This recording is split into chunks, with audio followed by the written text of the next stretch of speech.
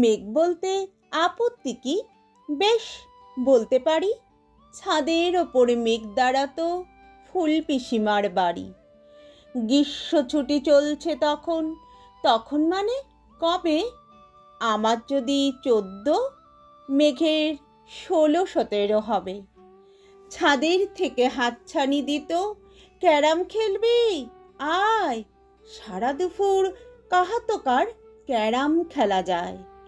সেই জন্যই জোচ্চুরি হয়।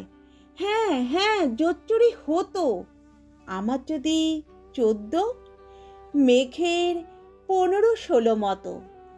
ঘুরিয়ে দিতে জানতো খেলা শক্ত খুঁটি পেলে। জায়গা মতো সরিয়ে নিত আঙুল দিয়ে ঠেলে। শুধু আঙুল, বোর্ডের ওপর লম্বা ফ্রকের ঝুল। ঝপাং ফেলে ঘটিয়ে দিত খুঁটির দিক ভুল। এই এখানে না ওখানে, এইটা না ওইটা। ঝাঁপিয়ে পড়ে ছিনিয়ে নিল খুঁটির বাক্সটা। খুঁটির সেই প্রথম মরণ মানে বুঝবে শুধু তারাই যারা ক্যারাম খেলা জানে। চলেও গেল কদিন পরে, মেঘ যেমন যায়। কাক ফাটা রোদ দাঁড়িয়ে পড়ল মেঘের জায়গায়। খেলা শেখাও হা পিত্তেশ কাক।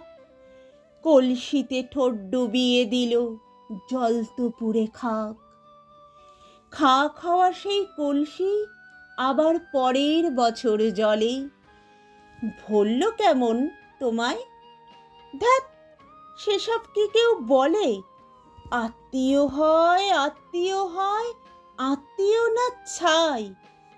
সত্যি করে বল এবার, সব জানতে চাই। 2-1 ক্লাসের বয়স বেশি, গ্রীষ্ম ছুটি হলে। ঘুরেও গেল কয়েক বছর, এই জানে সকলে। আজকে দগ্ধ গ্রীষ্ম আমার, তোমায় বলতে পারি। মেঘ দেখতাম ছাদের ঘরে, ফুল পিসিমার বাড়ি। মেঘ দেখতাম ছাদের ঘরে, ফুল পিসিমার বাড়ি।